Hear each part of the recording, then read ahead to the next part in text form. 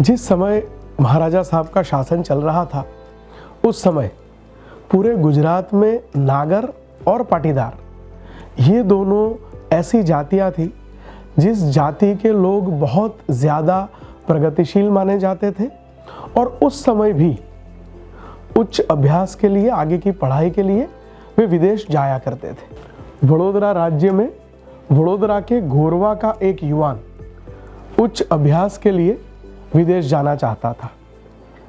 विदेश जाने की तिथि तय हुई।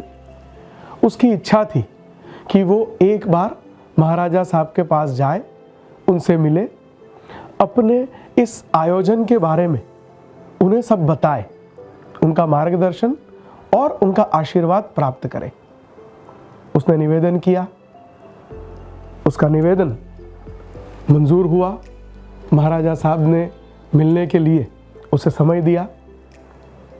एक दिन सुबह सुबह राजमहल में महाराजा साहब से उसकी मुलाकात हुई।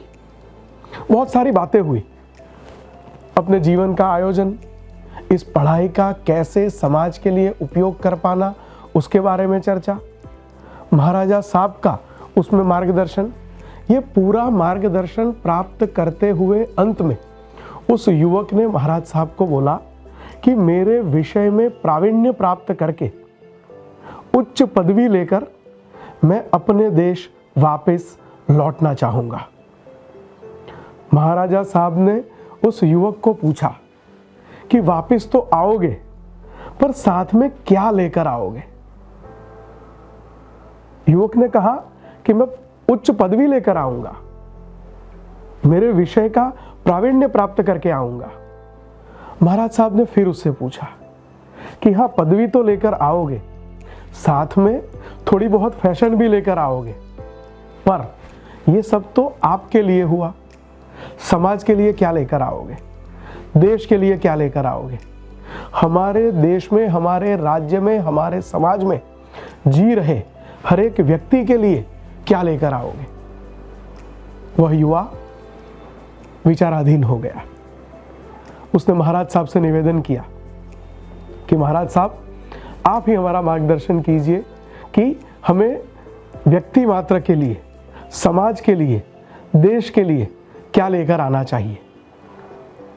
महाराज साहब ने उस युवक को बताया कि मैं जब जब भी जिस देश में जाता हूं, उस देश में से हमारे देश के लिए, हमारे समाज के लिए और इस समाज में जी रहे हर एक व्यक्ति मात्र के लिए क्या जरूरी हो सकता है, हम उनसे क्या सीख सकते हैं, ऐसे विषयों का अभ्यास करके उसे मैं अपने साथ लाने का प्रयास करता हूं।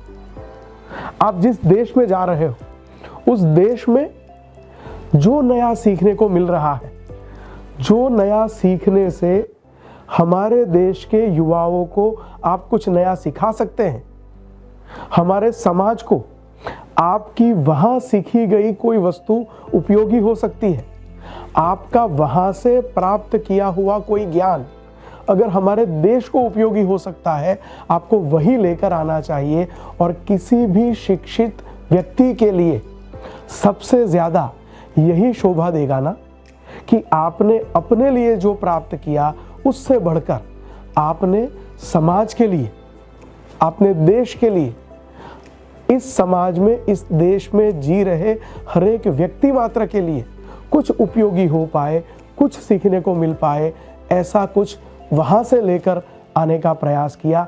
और इसीलिए मैं ये जानना चाहता था कि आप क्या लेकर आओगे। सिर्फ पदवी लेकर मत आना, फैशन लेकर मत आना, वहाँ की सूझ लेकर आना, वहाँ का विवेक लेकर आना, वहाँ का ज्ञान लेकर आना, वहाँ का अनुभव लेकर आना। और वहाँ की सूझ, वहाँ का विवेक, वहाँ का ज्ञान, वहाँ का अनुभव हमारे देश को, हमारे समाज को और हमारे देश और समाज में जी रहे हर एक व्यक्ति मात्र को उपयोगी बने, ऐसे प्रयास करना, तभी हमारा शिक्षण यथार्थ माना जाएगा, ऐसा मैं मानता हूँ।